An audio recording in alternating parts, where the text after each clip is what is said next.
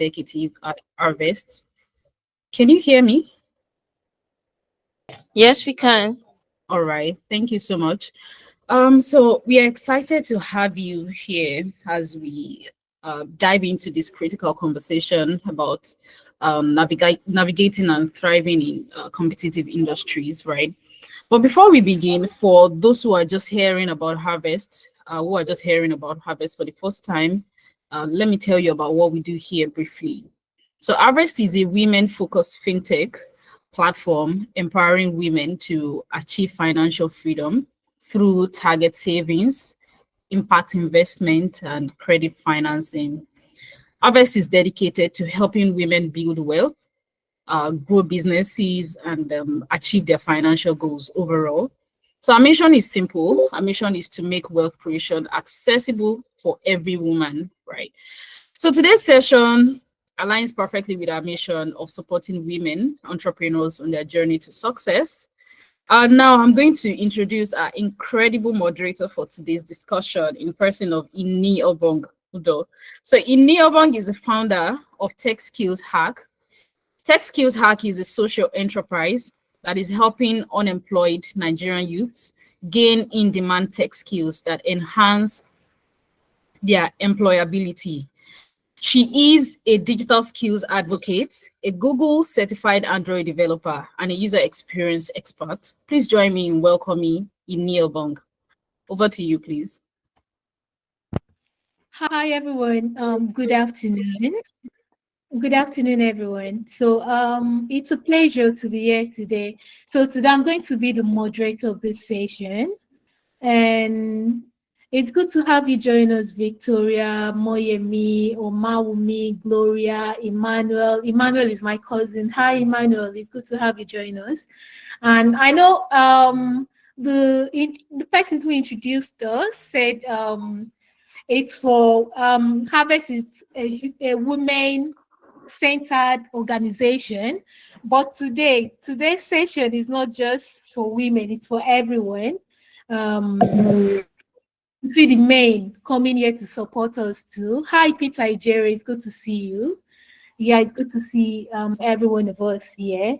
So today we'll be talking about the business environment, and we'll get to ask professionals who've been running successful businesses in Nigeria, because Harvest is in Nigeria, and are here to help women in business. I know the men here, they have wives, they have sisters.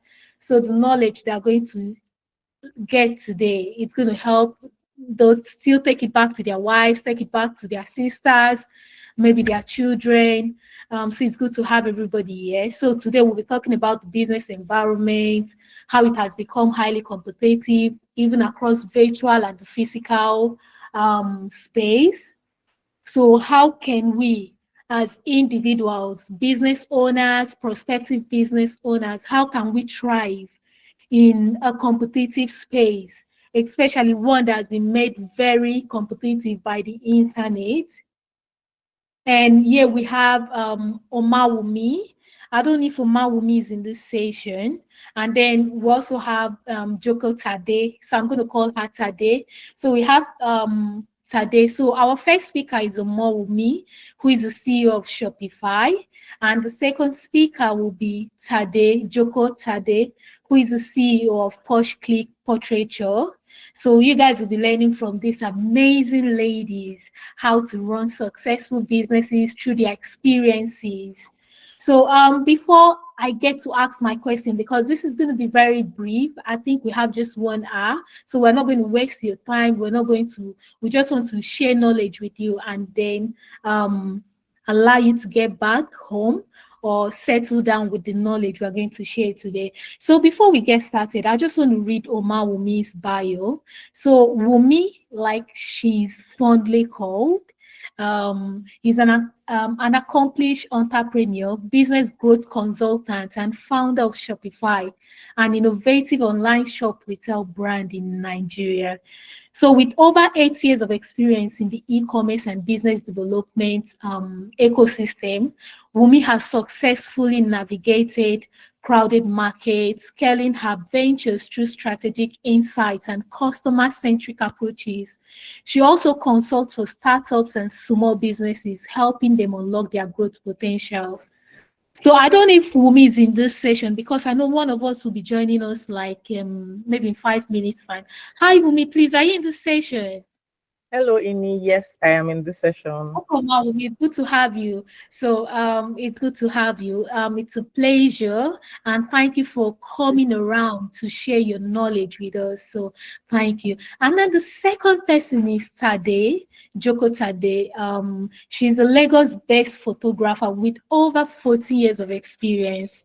So as the founder of Posh Click Portraiture, she leads a premier photography studio renowned for creating elevated, soulful portraits that capture each individual's unique essence.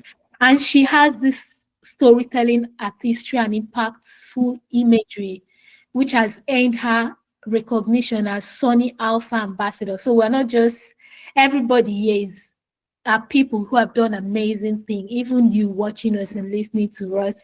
So it's a privilege having to speak to these women.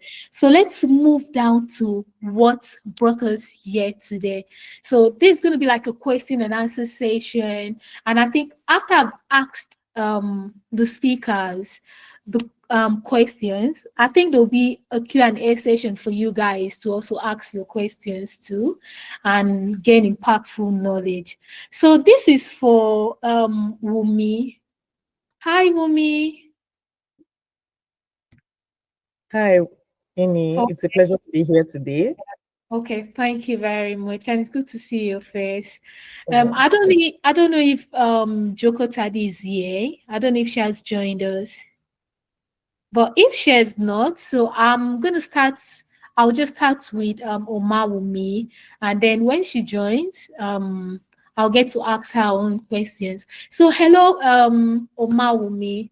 So what really inspired you into starting Shopify, and how did you how were you able to carve out like a unique space in the fashion market? Okay, thank you for asking. And it's Shopify because Shopify is an entirely different brand, so you don't want to be mixing up. It's true and Okay, Shopify. Shopify. yes, Thank you very much. Thank thank you. you. Okay, I started Shopify in 2016, and it was something that I wanted to do because I didn't want to be another brand that was just shoving products in the hands of customers just for everybody to take your products. And I wanted to create something impactful. At the time, I was the brand persona. Like, I wanted women who were earning, who were in the same earning brackets as me at the time, be able to dress fashionably. I worked at a financial institution at the time, and I remember that I would go to work because I had a fashion background. I had worked at a fashion in the fashion industry for about 2 years before I moved to the financial institution. And I would go to work and look really nice. And there was this particular day that my colleague said that, "Oh, you look very good. I like your shoes." And I said, "Thank you so much." And also, I wear size 42. So you can imagine how difficult it is for Yeah, women I to know. get their sizes in this country. So she said, "I like your shoes." And I said, "Thank you." But by lunch, she had ran to my desk to say that, "Do you know what I just found?" She had found this brand on Instagram that was talking the particular shoes I was wearing. And we were surprised at the price because I hadn't told her how much I bought the shoes, but she was just like, "I'm sorry, I know how much we both of us are earning in this place. And if this is the price that you have bought these shoes, you need to tell me your secrets because you're obviously making money in another way." And it kind of prompted me to look at the page, to look at all other stores. So by the end of the business day, which was probably something I wasn't supposed to be doing at work, I had looked at quite a number of businesses, and I'd seen that, okay, there's a gap. They had certain policies. If you were shopping online at the time, you know that it was pretty common for people to say that, "Oh, no refunds, no exchanges." It didn't make sense to me because I'm like, okay, so what if I buy something and I don't like it? Then I'm stuck with something that I don't like, or it's not my size, simply because you have these policies and I'm supposed to take it like that. So they had also DM for prices. And I'm like, take this social media as your website. So if you're asking me to DM you every time. It's not a good use of your time as a business, and it's also not, it puts me in a position where if I'm just window shopping or I'm not ready to buy, and then there's an awkwardness that happens after that. So yes, I live in Nigeria, so you can hear that. Because of that, I decided to then look at it. I decided to do my homework. I went back to where I had gotten the shoes from. I called my aunt who lived in the UK. I went to the drawing board, and today we have Shopify. Okay, that's very, very inspiring. Thank you. You saw a problem and or you saw a challenge and then you knew how to bring in solutions. So thank you very much for founding a solution to a problem. So the second question will be, so what challenges did you face in the early days of building Shopify and how did you overcome them? Typically, for anybody who has tried to run a business in this country, you will understand that mostly there's always the challenge of you trying to access to capital is always a challenge every single time. There's always also the matter of building trust. But when it came to building trust, it was a bit slightly easier for me because I had a bit of social currency from Twitter that I now decided to harness for the business. Basically, like, okay, so I tried to put my face out there and introduce myself, that if anything, if you having doubt, this is me. And then also to make sure that there was transparency, we started by posting prices at the time along with the shoes, so that people will be confident and know that we're not trying to swindle them, and it saves everybody time. And also I still had my 9 to 5 job and I didn't have an assistant, so it was just easy and a win-win for the customer and me while running the business then. So it was more like a trying to build trust, making sure that we were doing the as seen on screen pictures, product photo for the brand. There was no need for the stock photos. So I just took pictures directly from my phone and then posted them. So customers, what you were seeing was what you were getting. And then that was how I was able to conquer that. But for the access to capital, initially it was self-funded, and then gathering funds from friends and family, actually, which is like the primary way you can even gather funds when you're starting out a business. And I think a lot more people should explore it, but they should please keep it within limits and make sure they return people's money as soon as possible. Basically. Thank you very much. Thank you. And so the third question is, Shopify has grown into a recognizable brand. So how do you maintain brand differentiation? I know this is a question that a whole lot of people get to ask. Okay, yeah, so a lot of people know Shopify now. So how do you get to maintain your brand differentiation? I remember I called it Shopify before. So you're like, no, it's not Shopify, it's Shopify. So that was a good one. So we just want to know how you do that. Okay. Well, thank you for that question. Basically, for Shopify, because resources were limited, I had to use a lot of things that were available to me instead of trying to garner funds to do a lot of marketing and a lot of branding. Basically, I'm also very big on things looking really nice and presentable, no matter how affordable they are, basically. So we started by one thing that was super helpful were those branded bags and the logo. People would carry them with pride. I remember two customers taking pictures at the airport. I remember two customers taking pictures in church because they were very excited. Oh my God, I'm this brand's customer. I'm also this brand's customer. And they sent DMs to me, basically. So you have to have distinct, whether it's your color, whether it's your logo, and what you stand for, basically. So when people talk about your brand, there's something that they're saying. They're saying, oh, I like that brand because the customer service is amazing. I like that brand because their products are great. I mean, it's good to have everything, but it's also good to have something that, that the experience. So we are always clamoring. Customer experience is at the forefront of everything we do till this very moment, basically. Okay, thank you very much. Thank you. I believe that the people who has joined this, like the people here, they've learned a whole lot from that particular question. So I know Joko Tade is here. Hi Tade, good afternoon. It's good to have you join us. It's good to have you join us. Please, can you just say hello so that I can know you? Good afternoon, Hi, everyone. good evening. afternoon. Good afternoon. It's good to have you join us. Yeah. Yes, so we've been waiting for you. We've been anticipating your comment. So it's good to have you. So I have a question for you. So this is Joko Tade. She's the founder of Posh Click. I know I already mentioned her name. I've seen some of her pictures. She snaps amazing pictures, like pictures that you always remember, even when she's not in the room. So I already introduced you while you were not in the room. So now I have a question for you, Tade. So it's about your brand, Posh Click. So we know Posh Click is known for creating timeless images at corporate events and weddings. So what really inspired you to niche your photography or your brand into, okay, oh yeah, I want to focus on corporate events and wedding. So what really inspired you into pursuing photography and into niching it? Okay. All right. So I would say that hmm, so while it looks like online, I'm niched down to just corporate events and um weddings. We actually do a whole lot more. We only just chose to show up online in a certain way or in a certain space. And here's my conviction about niches. If you're not well equipped for it, don't go in there yet.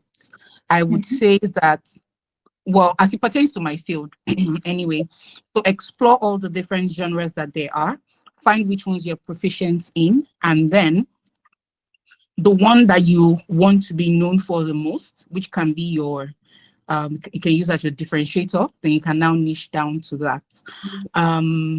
Yeah, so that's it basically.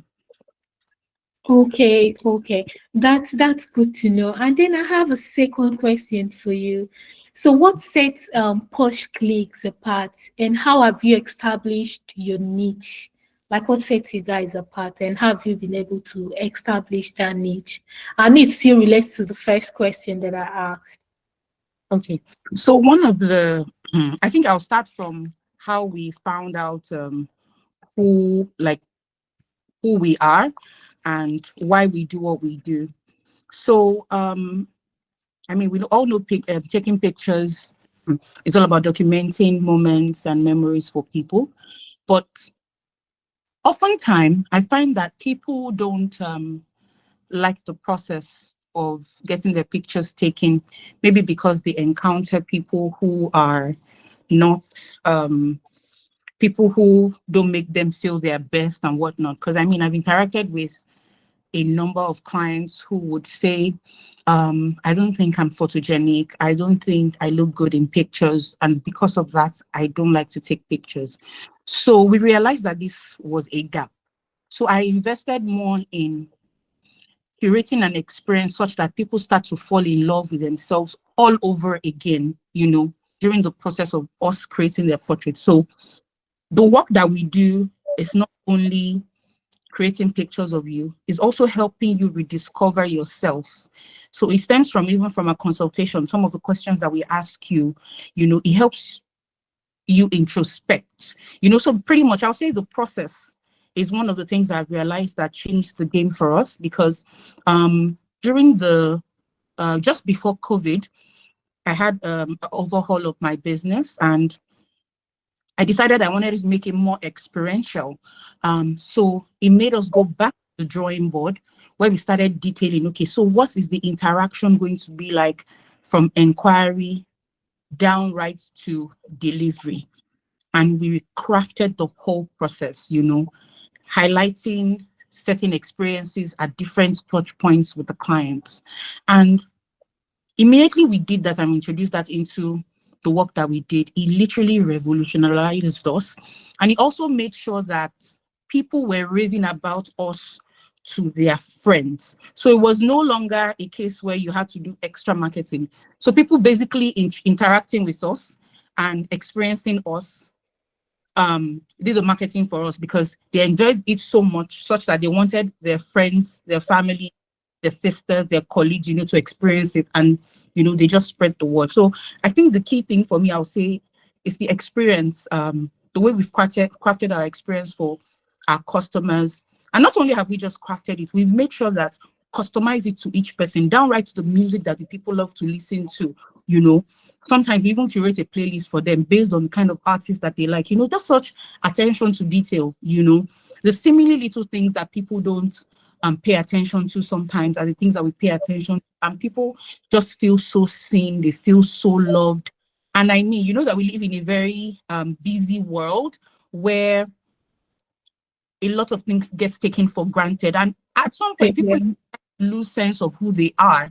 So you know, when they find someone who helps them center around themselves, you know, not anyone else, just them, you know, the focus is pretty much just them. So he helps them, you know, introspect, see themselves in a different, like discover new things also about themselves, you know, because as we grow, we evolve, we start to like new, we start to have reasons, you know, some of the things that we do, maybe the legacy we want to leave behind, you know, different things. So these are some of the questions that we ask people, just to, you literally, you know, get to know who they are, because part of the experience points I'm talking about also is we connecting with the clients, because I believe that you cannot get someone, when you're photographing someone, the person would not come bare and open to you if they do not trust you.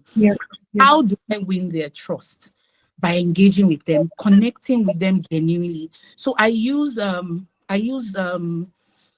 communication, you know, to find out more about who they are, you know, what appeals to them, what makes them tick, what makes them happy, what makes them smile.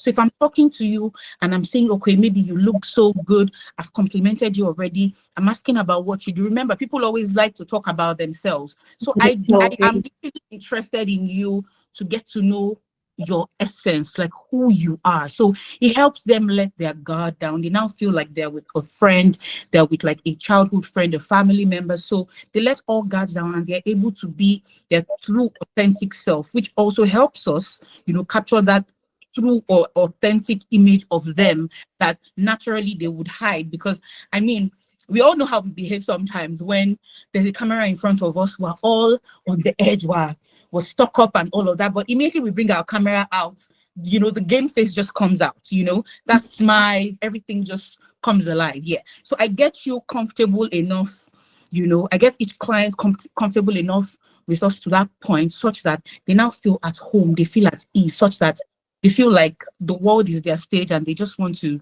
you know, unleash, and then we just capture their raw, authentic selves. Yeah. So I'll say that's yeah. one So, thing so, that so what you're trying to say now is, so you make them feel like, oh, even though you have a lot of clients, but you give them like a personal experience. So I'm here for you. I'm here for you. So yes, I'm your photographer. I don't have any other person, but we know you have other you yeah, have other who clients. matters to You're the me. only client that I have. So you give them a personalized experience, and that's how you create that niche that they always want to come back to. So yeah, I've learned something from that, and I know a lot of us we've learned something from that too. So I have the third question for you. So what are some of the common misconceptions about the photography industry, and how can aspiring photographers avoid them?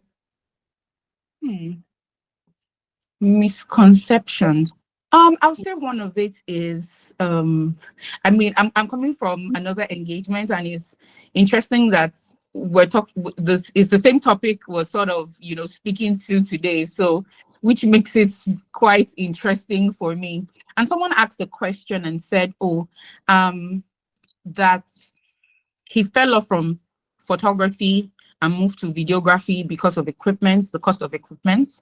And then now from videography, he's now falling off to using mobile phones. So that's like content creation using phones. But that still, he's finding it difficult, you know, to bag jobs.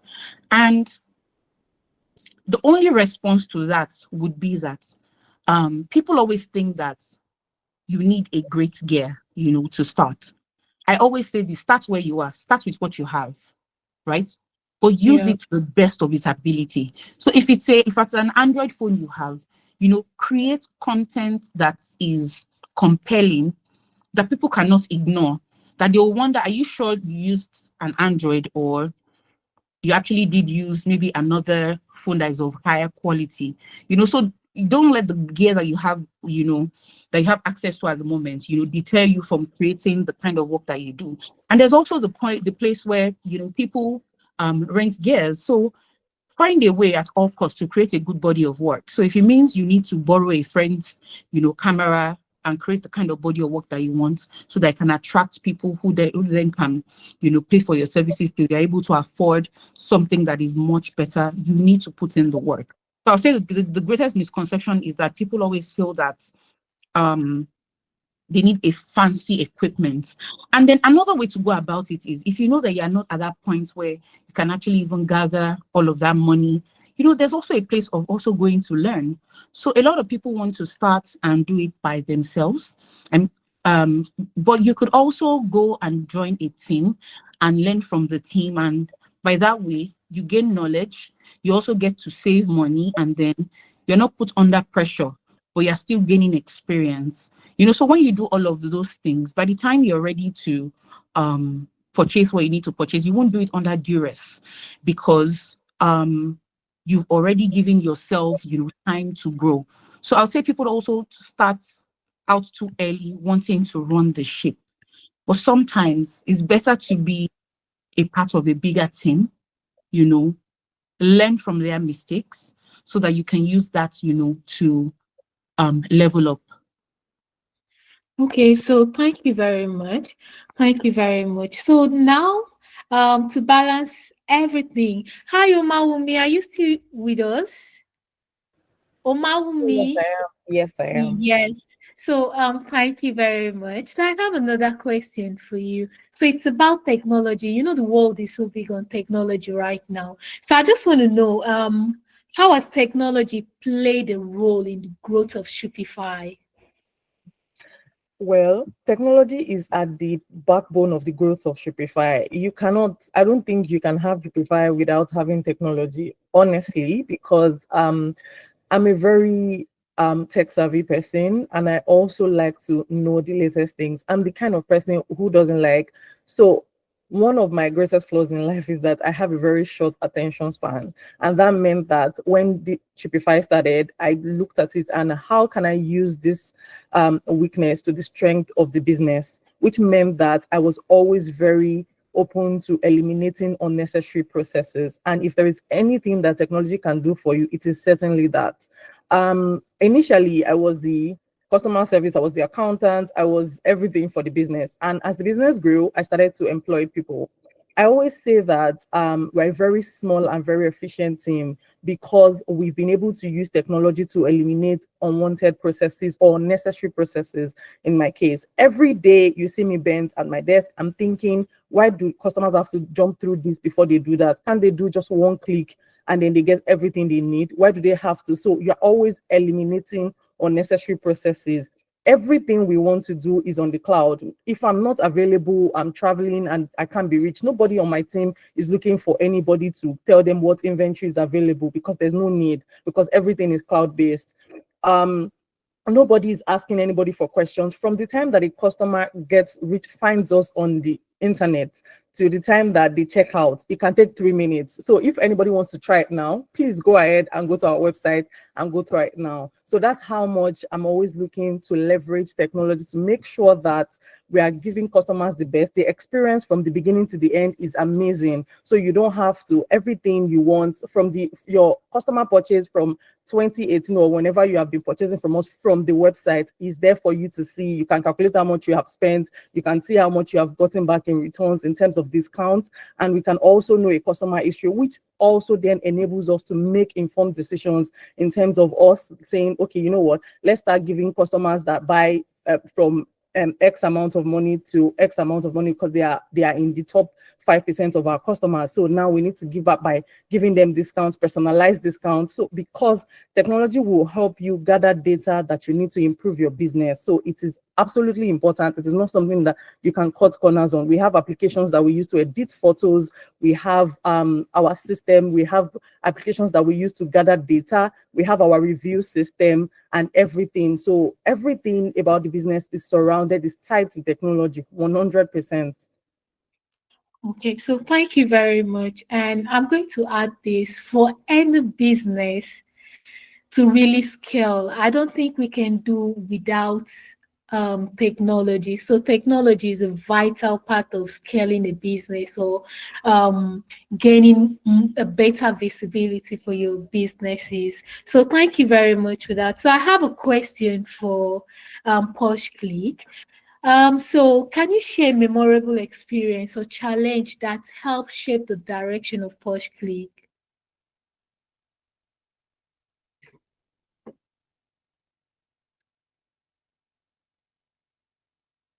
Hi, can you hear me? You're muted, sorry. Oh, I didn't. My bad. I didn't realize I was muted. It's So I think okay. challenges do come up every time, and I feel like that's the basis on which we're built, because I believe in reinventing the wheel, every time. So once something comes up and it's probably a gap, we find a way to fill it. And once it's filled, immediately we make sure that we amend it, and we add it to our process, the structure of doing things, so that whenever that kind of thing reoccurs again, we know what to do. Um, Something memorable.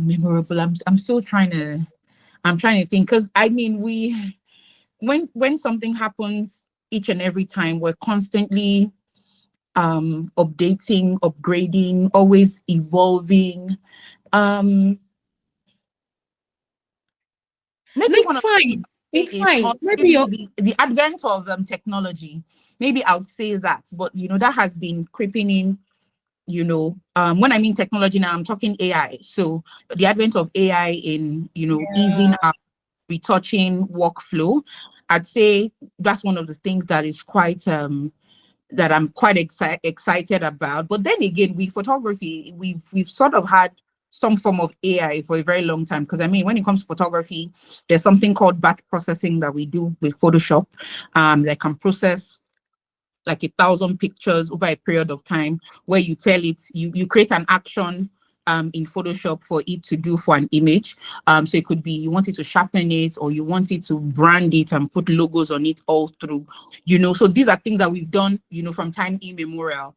And but just to see it being taken to the next step, where we're able to modify body structures, easily, just with a slider. I think that's interesting. But at the same time, I feel that I'm still trying to settle in between the way the human intelligence is added to it, and how the AI does it just on its own. So yeah, that's it. okay. So that's good to know. I love how you create a balance using AI and um Applying then self. yes. So I just like that balance. I know I get to hear some people saying, "Oh, AI will take your job. AI will do," but I just love how you create a balance. Yes, you use it, but you don't totally rely on it, and you don't see it as a It's right. disadvantage or a No. trait. Yes. So that's a beautiful thing, and I think it's something that every business owner or every any person who is taking inclined or who is a creative person should have in mind, instead of being scared that, oh, AI will take my job. So it's good we learn how to use certain AI tools, or maybe learn how to use certain prompts to make our businesses better, or to make whatever we're doing better. So thank you very much. And then I have a question for Mawumi. That's for the CEO of Shopify. So so the question is like this. At Shopify Group, how did you manage cash flow? Because this is very, very important. This is like another backbone of any business, cash. So how were you able to manage the cash flow and secure capital for expansion? Okay, the first part, the cash flow. As with every retail business, your cash needs to constantly be flowing, and that means most of the time reinvesting what you profit back into the business. A lot of the time, I think that people misunderstand what a revenue and profit is, and most of so you've made 200 naira at the end of the month and like, oh my god, we've made money so we can spend, but you have forgotten that you need to restock because your customers need to see something again the following month. And it's also important because it's retail for customers to continue to see.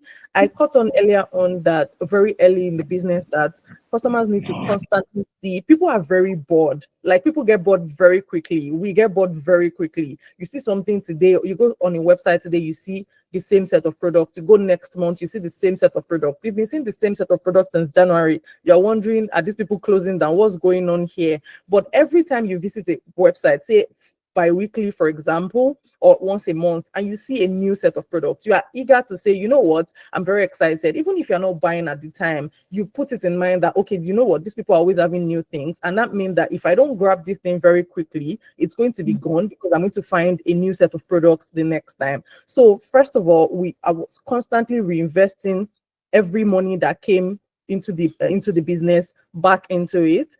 And also I didn't want to be distracted by people saying, oh, you need to get a physical store. By the time I did the costing, I was like, do we really need that space? Because I mean, how many walk-ins are we really expecting? Why do we need the physical? Is it for external validation? Because that's also very important in business sometimes, where people do things based on the aesthetics of how it looks and how, oh, it's supposed to look fancy, it's supposed to look nice, oh, this is what the colors I'm supposed to. Sometimes you're just running the business. For the first 4 years of the business, I was running it from my parents' living room, and nobody really knew that, because what they needed is they were getting their product and it was getting to them basically. And at some point they're like, you know what, move out because you have turned this place into an entire warehouse. Because I wanted to milk the free accommodation and the free service, free electricity and everything as much as I could, till I didn't have to pay for anything. And so I would do that normally. And when people say, oh, sorry, I want to work with you, I'm like, you're going to move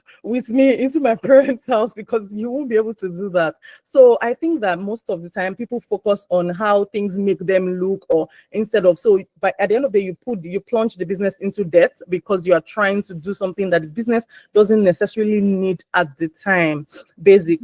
And when we talk about securing funding for the business, also I think I'm incredibly lucky to have amazing people around me.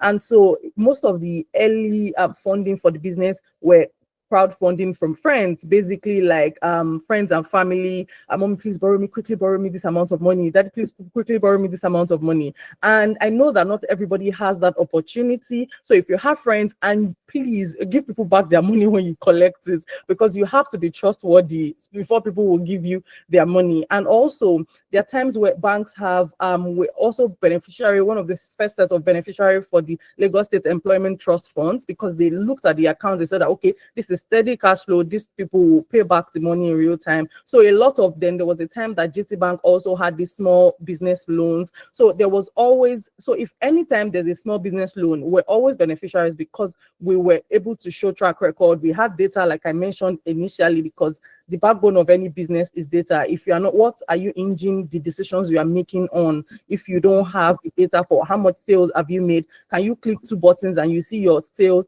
the entire sales for the year? How many customers do you have? This product you're trying to bring in, what's the demand like? Are you just trying to freestyle it, which I did a lot of? Please, I do not advise, do not do that at home. I did that. I did a lot of that in the beginning, where I would just say, oh, I like these shoes. I think that people will like them. And nobody likes them because not all the customers were like me. So basically, I had to start listening to, oh, okay, we have most of our customers were people who did 9 to 5. I was doing 9 to 5, but I could wear 5 inches from morning till night. It didn't do me anything. I'd forgotten that not a lot of people could do that, basically. So I had to. So when we were securing funding, there were more like different stages of it. Where like, okay, today their friends will come together and put their money together, and everybody got their money back, please. And so everybody will return their money. And then when it was time to actually then get the bigger funding, then we went to the bank. Our books were in order at the time, and so it was easy to, so that it depends on the industry you are. If you are in agriculture, I think BOI, that's Bank of Industry, they have loans that the government has mandated that they have to give to you. Sterling Bank has like a program like that too for agricultural business. So depending on your industry, basically, I think that people should look into like grants sometimes. If you're doing something in NGO, if you're doing something in tech, basically, there are a lot of like funding accesses in different, but for MSMEs, it's kind of more difficult because everybody say, oh, you're doing retail, and it's always a game of the numbers. So basically, so the better your numbers are, the more your chances, and the better your documentation, basically, the more your chances of getting funding. Okay, so thank you very much. So the most important thing that I've gotten from your session, or from the question you just answered, or from your answer, is that you just need to be credit worthy, so that anytime you run to maybe friends, family, a loan shark, a Please do not bank. go to a loan shark. Please do not go to a loan shark. I'm begging. Okay, Do not go to a loan shark. sorry. Okay, you go to the bank, you run to Harvest. Okay, you want to Harvest. Sorry about that. Anytime you run to family, friends, Harvest, to your bank, you just need to be credit worthy so that they can always give you money. They Keep can your always books in order, because that's what you are going. That's how you're going to show them Yes. proof of what Yeah. you've been doing, basically. So please document all your processes. When I say documentation, people always think something fancy. Oh, I can't afford it. Sometimes it's as simple as using an Excel to record everything your business is doing. It is tedious, but you have to do it until you find applications that you get to pay for, that it can now central all your processes, basically. Okay, so audit, you need to do auditing. If you're a one-man business, use Excel, or you can use a Google Sheet. And I think there are apps there that you can even use for free to do that. And then if you have the money, you can pay someone to audit for you. And also you need to be credit worthy. So thank you very much for that. And this is for Posh Click. I'd So like to add something to, what she said in family and that's fine. towards the growth of your business and funding your business. So with me, one of the things I enjoyed, because I remember my first office ever was just like her. For the very first 2 to 3 years, I was working from my dining table at home, and even though I was charging the value of my supposed rent, if I had an office, I incorporated it into my cost, but I didn't have that overhead, yet. So, upon getting an office space, which was not paid for again, it was a cousin who actually gave me a table space in his office. He's an engineer. They run cables all around the country. And he just said, you know what, since you have a staff who comes to your house, why don't you let her just come and resume at my office? So that was an investment in me. It wasn't money, but it was money indirectly, right? Wow. So when he gave me that opportunity, we moved the office there. So the next step was, okay, now we have a space, we have a table, we need a computer. I couldn't afford a computer, a brand new computer at the time, myself, based on the fact that the business had just started. So I have a friend who sells computers at Computer Village. I reached out to him and said, oh, I need to buy a computer. So he's like, there are different options. You can buy the fairly used ones. You can buy the brand new ones. I really wanted a brand new one. So I told him, can I pay installmentally? So I paid for that computer over a period of, I think, about 6 or 8 months, which is something that would have cost me a whole lot if I had to drop that money all at once. So, later on, I got to discover that that's called like a supplier's credit.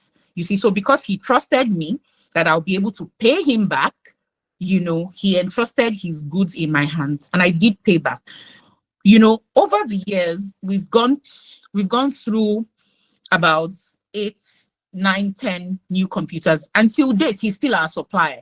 So imagine if I did not pay as at when I promised. Today I would have ruined that relationship, and then it will be no more. I mean, the economy is much tougher now, such that we don't do that suppliers credit anymore. The business has also grown to a stage where we also don't need those kind of facilities to be able to purchase new equipment. So sometimes look inward. It doesn't always have to be money. Sometimes they have value to give you, the value that you need to grow your business. So explore all the avenues, and find what works best for you. But most importantly, be personable, such that when people give you their resources, please give it back to them.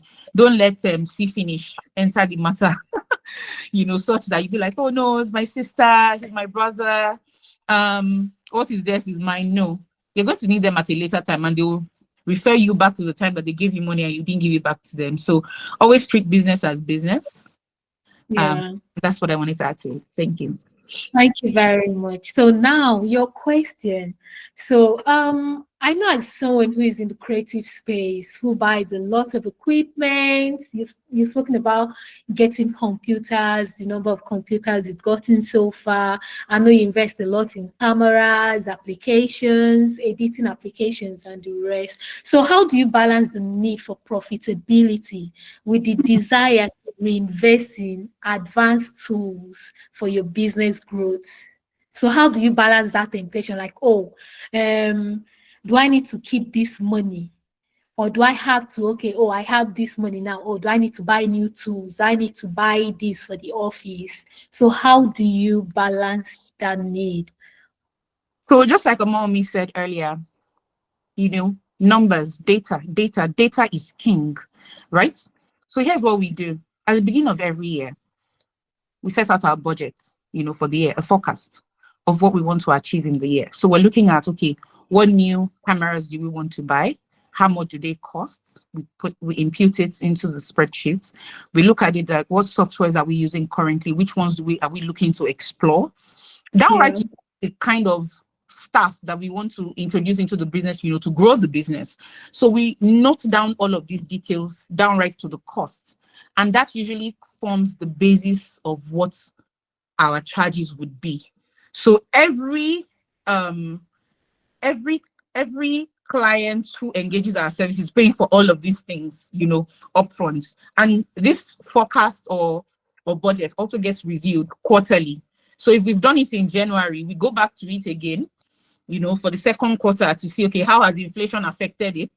And we dig numbers again to say, so now we didn't add this before. So now this is what we're also adding, we're adding 4 more softwares to the list, or we're adding 5 lenses to the list. Well, luckily for me right now, I don't spend money on cameras and lenses at the moment because I'm a Sony Alpha ambassador. So they provide me with gear, which is a way in which they're also, growing my business, indirectly, right? So, but in the past, I've had to spend a lot of money on gear, and it always comes from my business because my business is one that is self-funded, bootstrapped from scratch. No funding from, no loans, because personally, I was loan averse, but now I have better knowledge to know that it's also okay, and it actually gives you better discipline to actually run your business using, money that isn't yours. It keeps you disciplined. It keeps the screws in check, to make sure that this is either it works or it works, So, now I'm more open to that, and I'm better disciplined to do it because I also now know the structures that are needed, to make sure that one is able to pay back. So if you ask me, how much am I spending on equipment this year, I can roughly estimate it to you that this is what we're going to be spending. It also helps us to know when we're overdoing it, because also you don't want to get into that place where you're just maxing out your resources, on equipment, because sometimes some equipments are not necessary. So we always need to know where to, draw the line. Okay, thank you very much for that. Thank you and congratulations. So a lot of business people are praying to get to that level you've gotten to, where they get help, maybe sponsorship, maybe brand ambassadorship. And I wish everybody the best, that we get to that point that we can get fundings, we can get people who can, take this tool, use this, we can support you. So thank you very much. That was encouraging. We need to start somewhere and get to get to that level. So thank you very much. So now I have a question for Wumi. So the question will be, so what role does customer feedback play in shaping the product and services at Shopify or Shopify? Can you share an instance where customer feedback helped you refine your business process?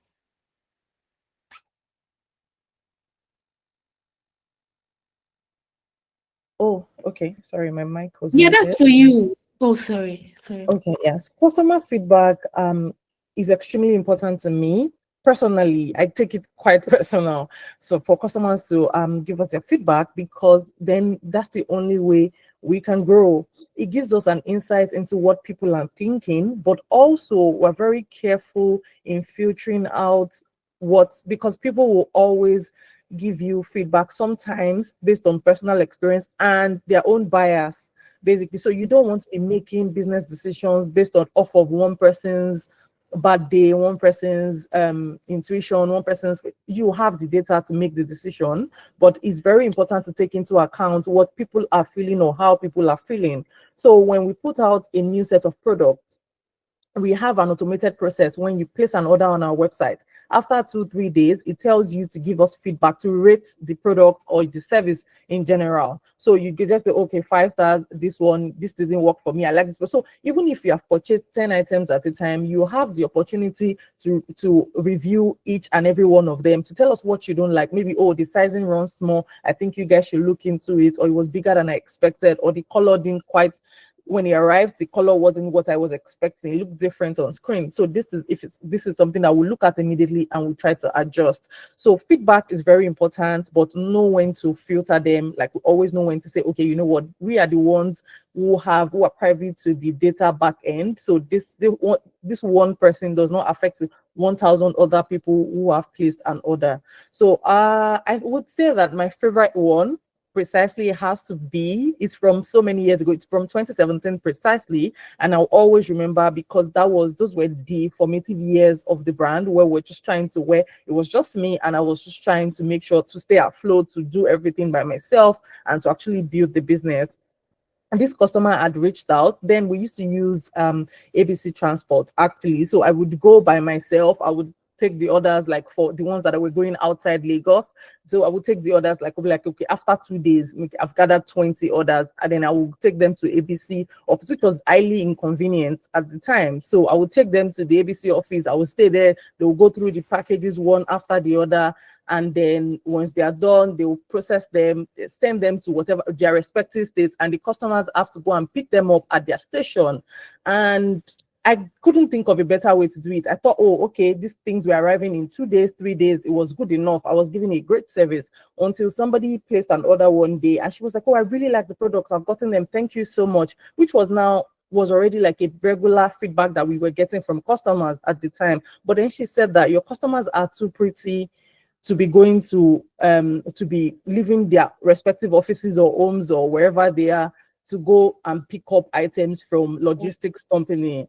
I heard that DHL is launching this SME program, where if you have your business registered, you can go there, register, and then they deliver doorstep. And at the time, because of lack of information, I was like, oh, DHL is too expensive. I don't think we'll be able to afford it. Customers will not want to pay whatever it is. But then I said, you know what, let's go and try this thing. So I made some calls and I visited DHL office, actually physically, and had a conversation with them. It turned out that we're like one of the first beneficiaries of that SME program, where so it was cheaper if they were, it was like half the price that they were shipping regular products, basically, or regularly for people. So if you had the SME account, it was easy. And just that one conversation with that customer changed how everything worked. Immediately we announced that DHL delivery, our sale doubled almost immediately, because people were like, okay, fine, I don't have time. It turned out that people didn't even have time to leave work to go and picking up items. It was highly inconvenient, and that just changed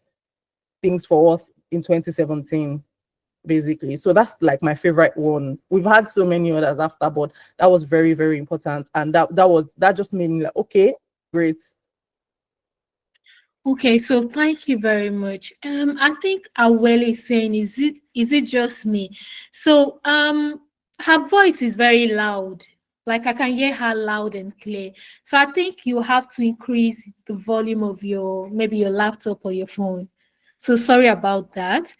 So I have a question for the CEO of Posh Click. So how do you manage your workflow and ensure each project, whether a wedding or a corporate event, to receive the attention it deserves? Okay, thank you for that question. Like I said earlier, you have heard me mention standard operating procedures. So we have by which we operate and run, and everybody who works with us understands the process and the flow of things, such that I don't even come into a shoot until like hair and makeup is done, and the feedback that we get all the time is like we didn't even miss you. Why? Because everybody that works with us understands how things should be run. They understand the experience that we're trying to craft for each and every person that is there. And there's something I always tell everyone that works with us. So like, we're here to serve our clients at the highest level. So if you can't get down and dirty, this place is not the place for you. So at that point when they are with us, like we're their help, we're at their service, like fully, downright to even helping them massage. If their feet are ashy, we literally will moisturize it. Like we even let them do it themselves, like downright to something as fickle as that, you know. So every process is detailed, is written down, and people know what to do, you know, without being pushed or cajoled to do it. So when it comes to our processes, from inquiry downright to consultation to the photo shoot itself, we go through selection, and then there's the retouching, and then we deliver. Everybody knows what to do. So on my team, while I take the pictures, I'm not the one who takes inquiries. Sometimes I'm involved in consultation, sometimes I'm not. But the team knows what to do. We have a booking process. We have a form that we share with them, you know, to get to know them. We have questions that, you know, help us unravel who people truly are so that we can personalize the experience, you know, to them. And in the course of interacting with them as well, we try to listen to the seemingly little things, you know, seemingly little comments that people make of themselves, so that we're aware of their insecurities and we know how to come in. Because people won't just tell you, I'm insecure about this part of my body, you know. There's just something, they'll just tell you, oh no, I don't want to wear sleeveless. And then I just probably little further, so why? Is there any reason? I know what the reason is already, but I just want you to, you know, tell me. So once they mention it, I now know that, okay, this means this person, this and this and this is what we're going to do in, you know, post-processing. So we already note it down, you know, and then we also go to ask them, are you comfortable if we do X, Y, Z? Oh, that's perfect. Oh, that's why I didn't choose this picture. And then they start, you know, just point everything out to you, because they're happy that you're able to even catch the drift on what they're uncomfortable about, you know, and they just go on and on about it. So I'll say processes help us a lot, because I mean, I work with different teams all the time. I've built maybe 4 or 5 or 6 teams, you know, over the course of my photography journey and career. And each time it's easier to incorporate new people and onboard them, because there's a process in place. We have a procedure with which we operate. So when they come in, they join us, we familiarize them with the process. We teach them the ropes on how we do things, who we are, why we do it, what we hope to achieve, you know, at the end of our interaction with every client, you know. So once they understand the why, the vision, they're able to buy into it. It's easier to execute the rest of the process, basically.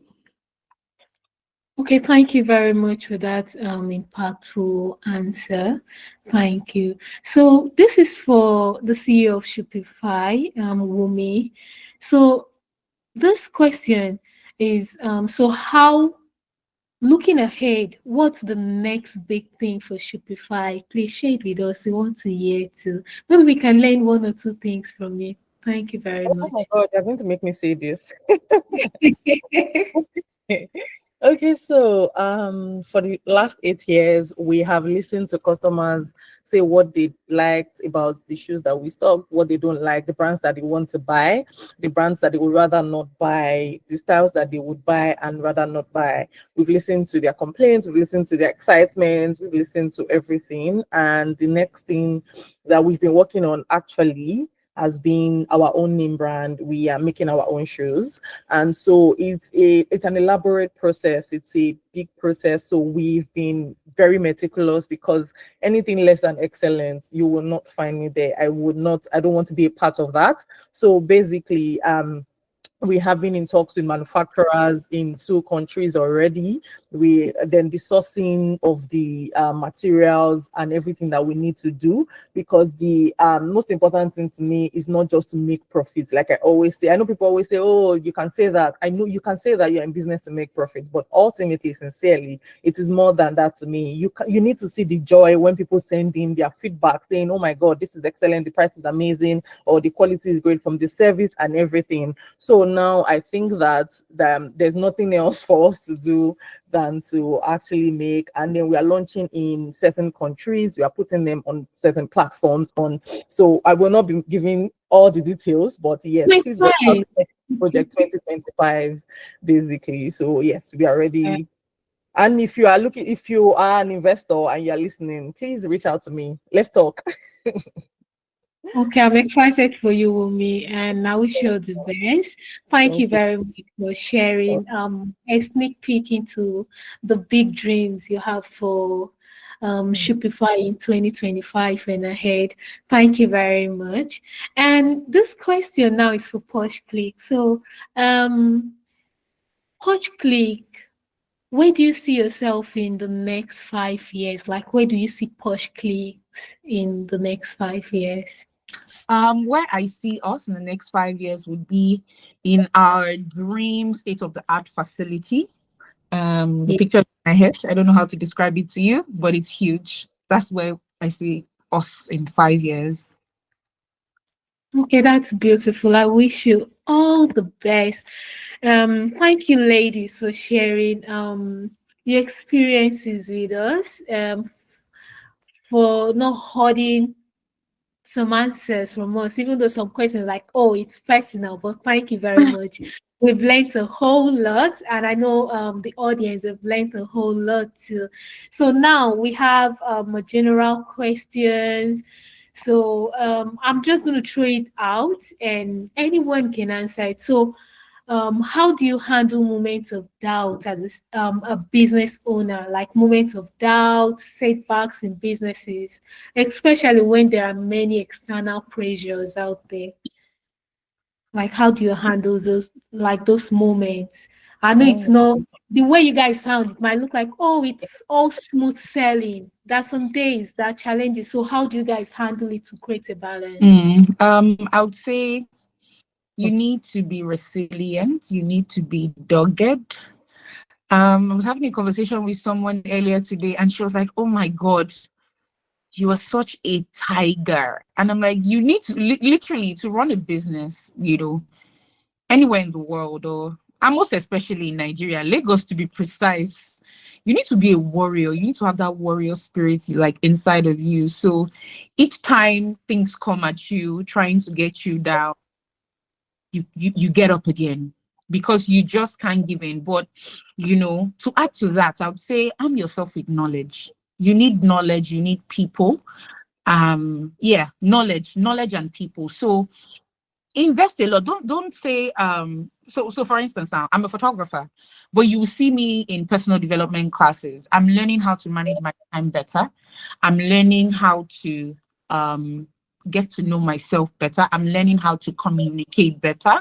I'm learning how to read my numbers, because there's some people who tell you, no, I don't like numbers. You need to learn everything, such that even if you're in a desert, you're able to you're able to understand the basic and the rudiments of your business, such that you don't have Yeah. to rely on people. So which is why you need to become so diverse and vast, such that there's nothing you can't handle. So yes, you might need a consultant at some point, but you don't need the consultant to spell everything out to you. I don't know if you get what I'm saying, right? So you need Yes, to no. explore every part of it. I mean, currently now, I think the part that I'm exploring more often, that I'm paying more attention to now, is communication, communication, storytelling. I mean, I've always known about it, but now I'm zoning in deeper and deeper and deeper into it. So I would say, to survive as a business owner, you need to be resilient. You need to be resilient because a lot of curveballs will be thrown your way. A lot of challenges would rise up, from the business itself, you learning the ropes, to government policies, that will come up one morning, one night, and just handicap the business, or restrict you from doing certain things that would earn you an income, so you just need to find ways around all of these things, to bounce back. So when you fail, get up and you keep moving. Okay. Okay, thank you very Just yeah. to Thank add to what Joko Tade has said, entrepreneurship can be lonely, basically, if you're not and so I'm a very I used to cry, actually. So if you're wondering how I used to do, I would just sit down on the floor in my parents' house and be crying. I don't want to do this anymore. Then I wake up the next time, like, okay, let's go. And my dad would say, really? Let's go. Because and so you need to find people who are doing the things that you don't necessarily have to be in the same. At least it works for me, and it's a way to cope. You don't necessarily have to be in the same industry. Maybe your friends will run businesses where you can trade stories. Basically, I started a group in 2019 where there were just about 6 people who run businesses. We will go there and vent and rant and talk. You can send 20 voice notes, people will support you, you will talk about, you'll feel better at the end of the day. It works, basically. And then always remind yourself, why am I doing what I'm doing? What motivates me? And over time, I've learned to manage challenges like, okay, so what is the problem? What is the end game of this thing that I'm doing right now that is stressing me out? Is it to what is going on? Customers are dissatisfied. Why? Is it a bad product? Is it a bad service? Do we need to change the logistics company? So you break down the problems, look at it one by one, and see how to tackle them. Because sometimes when you're looking at something holistically, you can't, like, basically, so you have to sit down with something and say, you know what, this is, first of all, this is what we need to do one day at a time. I have 3 staff quitting on me. It has never happened to me. I'm fantastic. I have just joking, but I have 3 staff quitting on me. So okay, what am I going to do today? I've gotten to work and we have 100 orders to send out. What do we do in that case? Sometimes, okay, the one that has actually happened was when we took pre-orders for items. We had brides, we had a lot of people's birthdays, and customs seized the shipment, the entire shipment, and I almost lost my mind. Thank God for my parents at the time. And so I was just like, oh my God. So and then I kept saying, you know what, maybe I should run away because people are texting and looking for what they are, but I knew I wasn't going to run anywhere. So I sat down one day after promising, okay, today, okay, tomorrow, okay, today. And I said, okay, you know what, I built this business saying that I'm going to not lie to customers, build it on transparency. So I'm going to tell people. So we have this number of people who have placed these orders. So I then said, okay, good afternoon. Here's what is going on right now. There's no more. This is not the time for trying to manage people and say that, okay, we are experiencing some challenges. Please, they have seized this thing. I'm begging you. And I know they are going to release it, but they're trying to do some checks right now, but I don't have a precise date. So if you cannot wait at this time, please let me know and I'll issue a refund. But if you can wait when the items, I mean, I wasn't happy that I have to start refunding people for something that I had sold and we could put the money into another part of the business, but it came to, and at the end of the day, maybe from over 100 people, maybe just 3 people wanted to get their refund. They just say, oh, I can't wait because it's a birthday gift for my sister, it's a birthday gift for my mom, so I'm sorry, I have to. And then I said, okay, I understand. So by the time some people said, don't worry about it, there was a day I texted a lady and she said, please do not text me again until it comes. Don't worry, I know you're not running away with my money, but I understand that you are running around to trying to solve this because I can see how you are giving us updates and feedback every day. So I understand it. So sometimes you just need to communicate and see, okay, you know what, customers are human beings too. They are not going to beat you. Thank you very much for that insightful answer. Then I have like the last question. After this question, we're going to open the room for everyone to ask their question. So if you have a question in mind, write it down so that you don't forget. And we're going to open the room for you guys to ask the question. So this is a very important question because I know a lot of people might have this in mind too. So what are some tools or resources that you believe that every entrepreneur should be aware of when starting or scaling their businesses? Like, what are those tools you use, or tools you've heard about, or tools you like to recommend or you've recommended to other people? Like, oh, you can use this tool. Maybe it's free. Maybe this is the experience I had from using it. So I'm going to recommend it to others too. I'd like to ask, do you want to be specific, like maybe in different areas of business, or do you want us to just No, you can say maybe, oh, I use certain tools in finance, maybe managing my finance, saving, oh, I use this in this. And so that's, yeah. All right. So for us, we use CRM software to manage our interactions with our clients. We do it manually, and we also now amplify it with a software. We use a software called Sprout Studio, to communicate with them. It has an email marketing inbuilt in it, so it helps us communicate with them and design nice, beautiful newsletters, just so we stay top of mind. Every time we communicate with them, we're not necessarily trying to sell to them. We're just staying top of mind, maybe talking about the things that are going on in the country, or just wishing them, celebrating a holiday with them, things like that. When it comes to invoicing, we still make use of a free one, which a lot of businesses use, is the Wave app.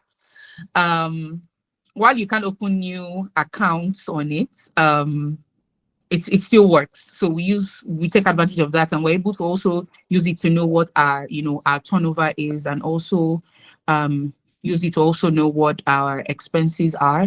So it just gives like a ballpark. Like we said earlier, it's important that you're able to check, okay, what have I made this month? Okay, what month did I do best? Is it January? Is it February? And then when a month is not doing so well, you see it already on the dashboard. It shows you, like, you've not performed optimally this month, so you're already thinking, what strategies can I put in place, to make it better. So I think, the adoption of technology into what we do is very, very, very, very key. Last month, we had to be at Winby's to partner with them, creating portraits of the attendees.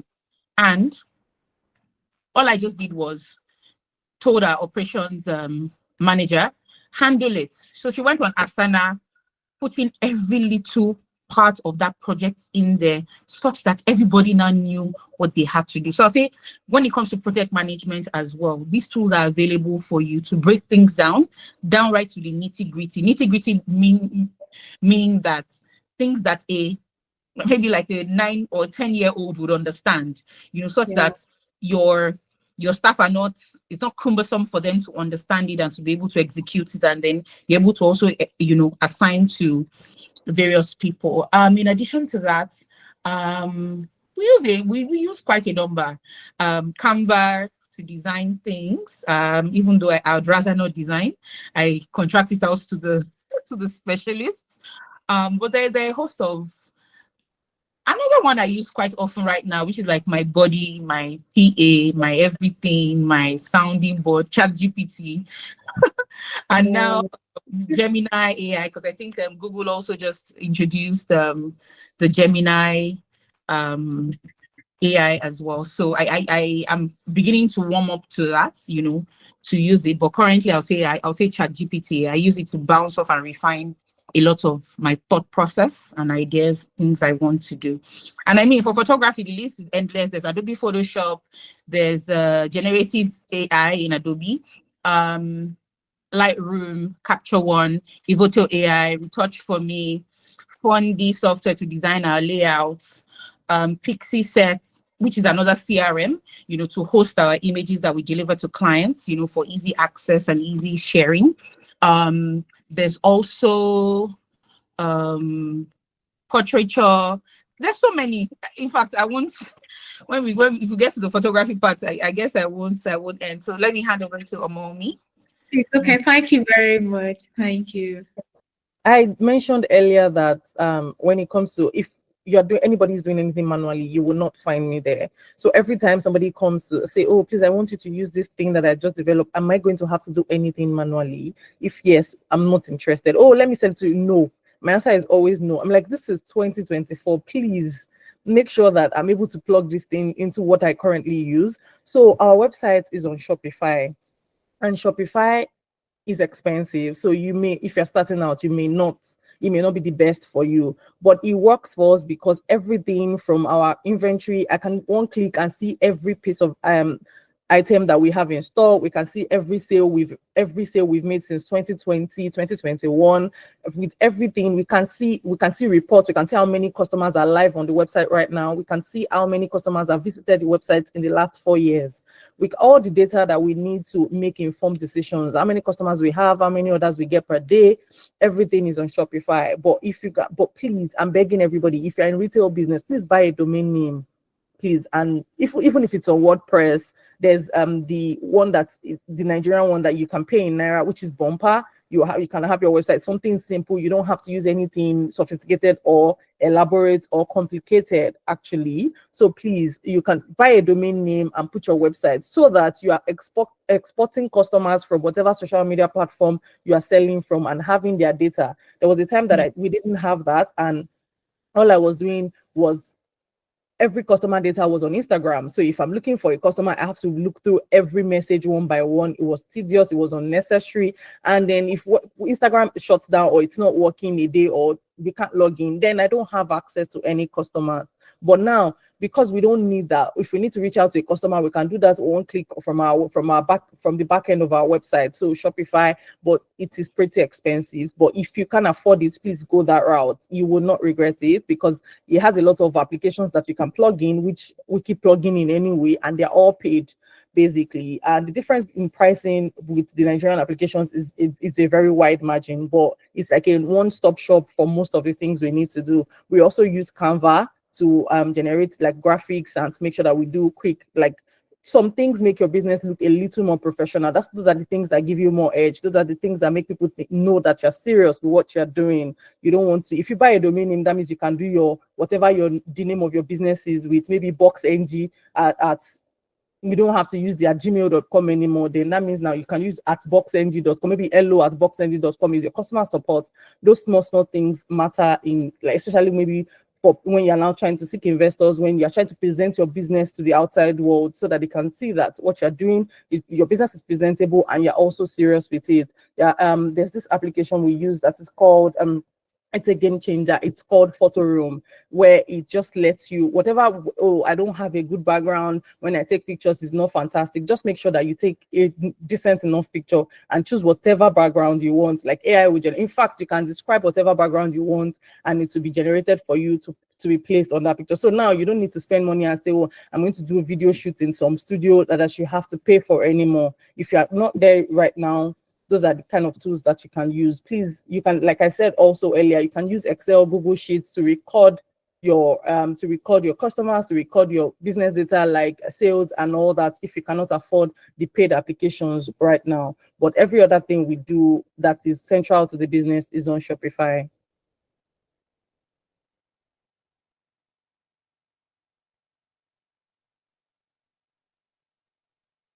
Okay.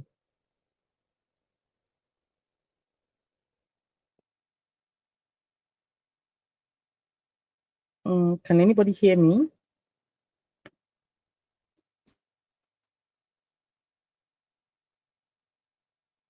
Yes, we can hear you. I think Ini is muted. Oh, Right, I'm okay. very sorry. I'm very sorry. So, Okay. sorry, I muted myself.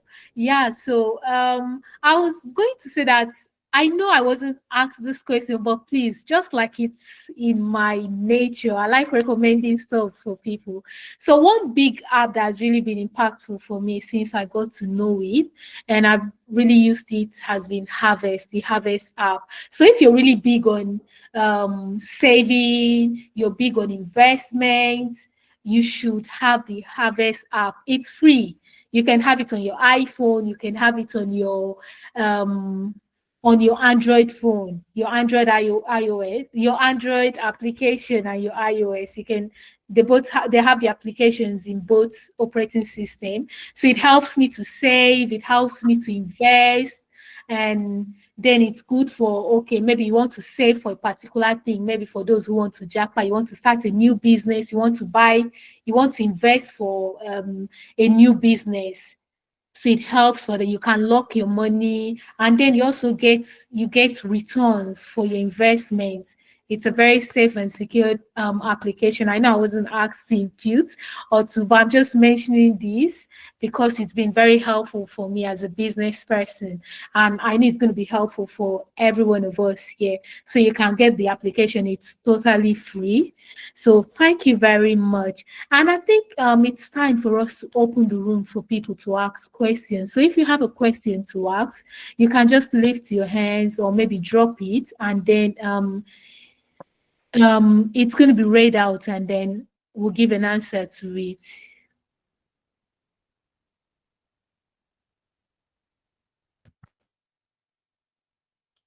So who has a question? I can see, okay, at Toyota, you can unmute yourself and ask your question. Okay, thank you. Good Hi. evening, everyone. Hello. It's been a really learning and impactful webinar. So I have a question, and it's going to go to Ms. Joko, because I'm currently working in the photography field. I started as a photographer though, but I just really wanted to do the business part of it and all of that. So listening to her talk, it got me thinking because we are currently a three-man team, and we have this. For me personally, when I think and visualize the brands that we are building, I might not be the CEO or anytime I might be an employee, but when I think about the brand, I'm thinking, how do we get from this point to this point to getting brand ambassadorship and growing, like how that journey is like. Because from her portfolio when it was being read, she's also a brand ambassador of Sony. So I wanted her to like share her experience of how she built her brand from the beginning to that point where she could be able to get those visibility that brought in the grant and the ambassadorship and all of that, and how she used storytelling to do it too, because I've been trying to figure it out. I was just thinking about it some weeks ago, and while I just had the opportunity to ask, so I would like to know. Thank you very much.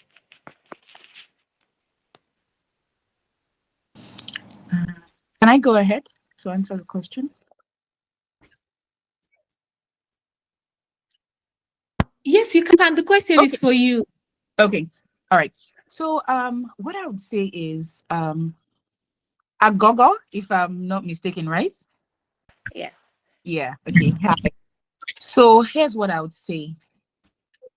Opportunity finds you working, right? You have to start where you are, put in your best work every time. There's something I live by. I believe that every project that I work on is a marketing campaign. So I work on it like all eyes are on me, such that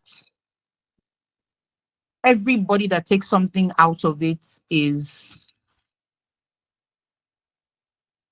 living with a memory, is living with a feeling. They're living with an euphoria of how it was. I mean, I'm even talking about the process now, not even the final images. And then even downright to the final image, what's it communicating? When we're creating, why are we creating? Are you taking cognizance of like the elements that you're putting into your image, or are we just creating based on, oh, this is the trend now, so I'm just going to create something like it? So I'll say a lot more intentionality. Keep doing the work. Keep putting out work that is valuable, such that you can't be ignored. I want to believe those are the things that I did. And when Sony came to Nigeria, I mean, they called on a couple of photographers. Oh, another thing I would say is yeah, make use of the internet. Yeah. So, like Omomi was saying, from the get-go, there's nothing wrong in you, owning your domain name and registering it. These days you can even you can set your website yourself, you can manage it yourself. You really don't need someone. I've been tending to my website for the past, when it comes to purchasing the domain name, operating the control panel, linking my control panel to other third-party applications so that it can be well integrated. I've been doing it for the past maybe like 7 or 8 years, myself. And I feel like one of the things you should also pay attention to with your website is search engine optimization. Put in the keywords that you want to be known for. When people talk about brand building, they'll say a brand is how you want to be remembered. But whether or not you curate your brand yourself, a brand is being curated for you.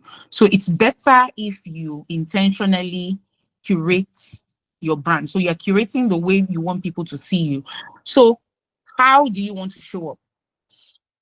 For instance, I had this, I'll call her a teacher and a mentor, who I met at Enterprise Development Center in 2011. And upon meeting me, she gave me this nickname, Captured Image Consultant.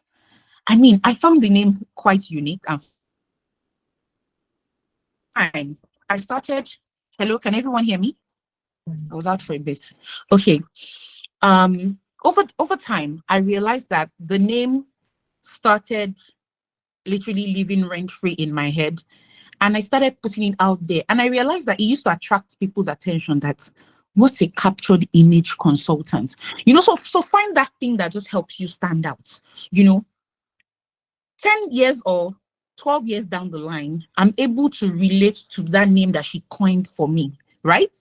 And I'm working more in that direction and in that purpose now.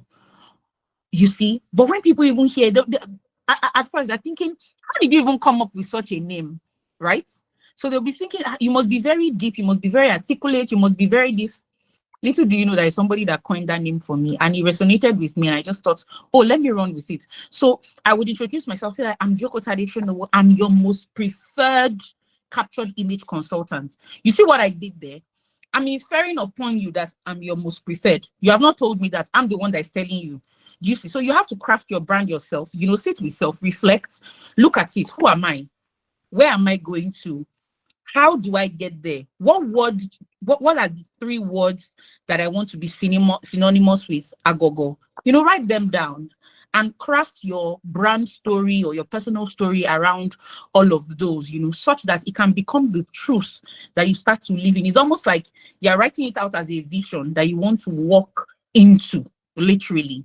And then don't also forget that you also have to do the hard work. So you just talking about something you want to be and not working hard towards becoming it is also doing yourself a disservice, because it'll be like what you're saying is different and then what you're doing is different. So let's your work, let it match the thoughts you have and the vision you have for yourself. And then when the opportunity comes, it's easier to spot you out because you're already doing the work. I hope that answers your question, Agogo. Yes, thank you very much, ma'am. You're welcome. Thank you very much for that. Thank you. So who else has a question to ask? So that we can all leave and go back to our respective duty. So we still have I think we have 20 people in the room. So if you have a question to ask, we're all here to answer your questions.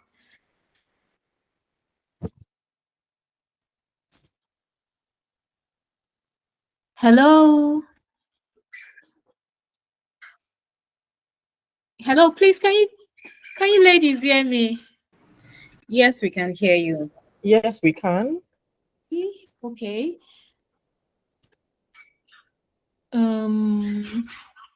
Okay. I was trying to go through the chats to see if we have any question there. I don't think we have any question.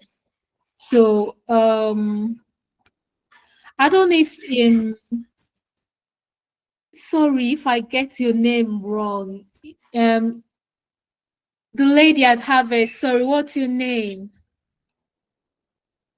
Or Ikmot.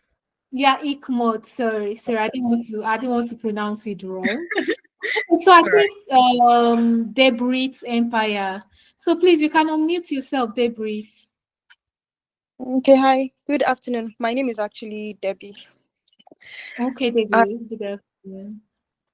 Yeah, good afternoon. So my question is more towards I know we always say try to put yourself out there if you're running a business. But how do you deal with this if you're introverted or you're not someone who knows how to really put themselves out there? For example, with like creating content. So this of course also depends on, the business that you're into. But most times you go on social media and everybody is either dancing to a popular sound or something. And it looks like if you're not doing that, you're not serious about your business. They'll tell you, oh, carry your business on your head, do this, do that. And you're just looking like, where do I start from with all these new trends? So how would you advise someone to navigate this? And just still trying to maintaining your own brand, but still fusing with the ever-changing trends of the world. I don't know if you got my question. Oh yes. Yes, we did. And that's a very important question. Thank you. So I think the ladies will answer. Thank you. So for me, I think that you've actually come to the right person to ask this question, because even till now, I struggle with putting my face out there because I'm like, oh my God, I'm shy. I don't want to do that. I have a friend who is currently also in this session who encourages me. She sent me something today again about putting myself out there more for the business. But I always say that I don't think it is compulsory, depending on what you are trying to achieve.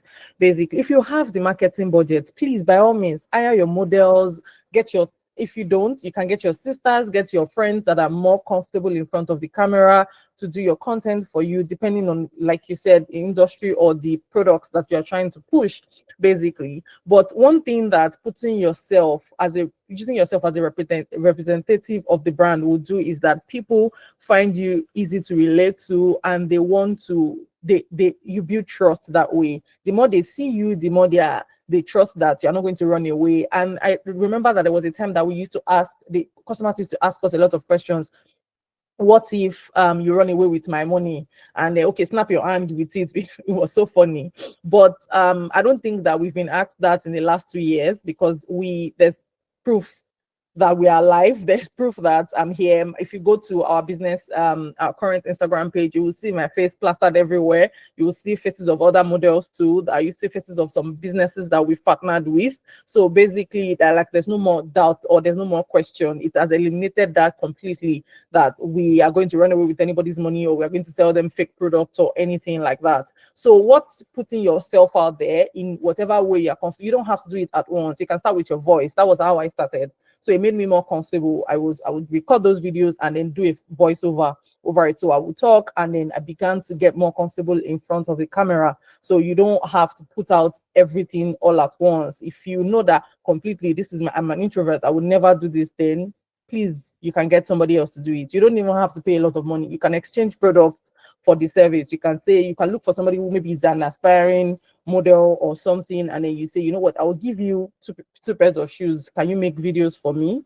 But the thing that you yourself would give the business is credibility, basically. Like, okay, I'm the face behind it, and I'm here to talk to you about my product. And it gets better with time. The more you do it, the more comfortable you get, basically.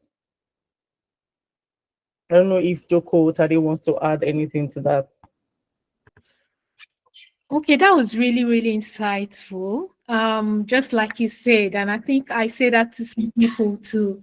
I don't think everybody's meant to be a content creator. So if you can, please, sorry, I just saw in the comment section that you don't have to follow the trend. You don't have to dance. There's so many ways that you can create content. You can educate people on how to use your product. You can talk about the product. You can talk about what you have going on. You don't have to dance. There's so many. You can just even dress up.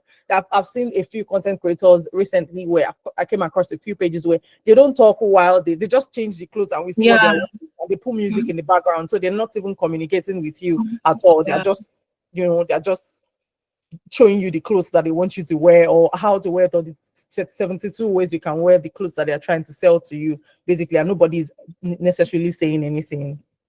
So I think the most important thing, just like you said, is just keep showing up.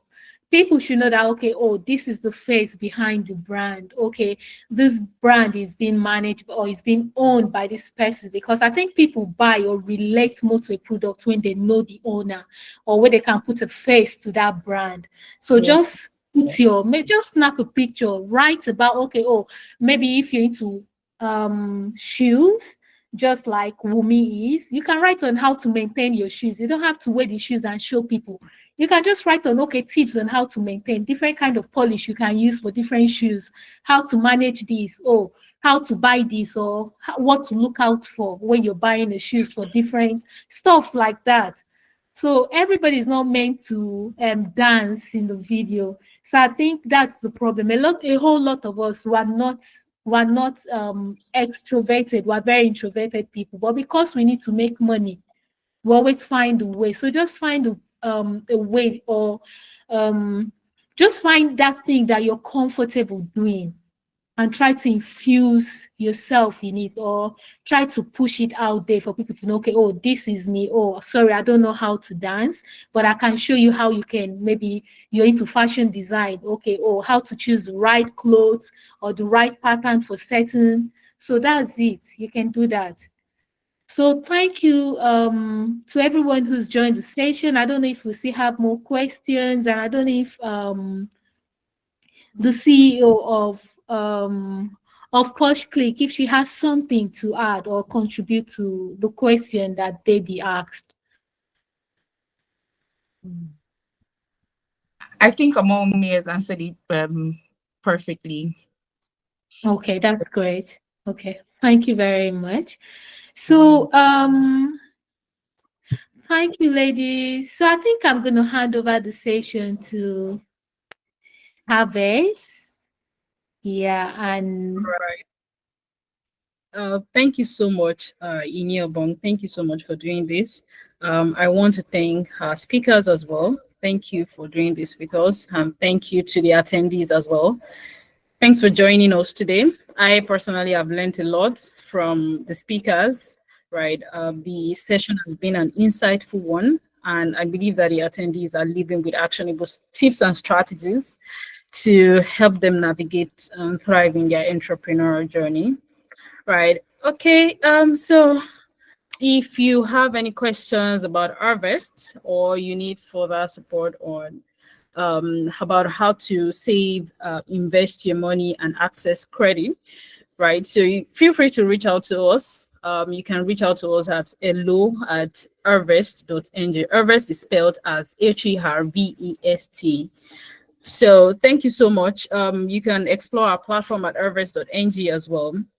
So to all attendees and to the speakers, let's continue breaking barriers and keep building the businesses of our dreams. Thank you.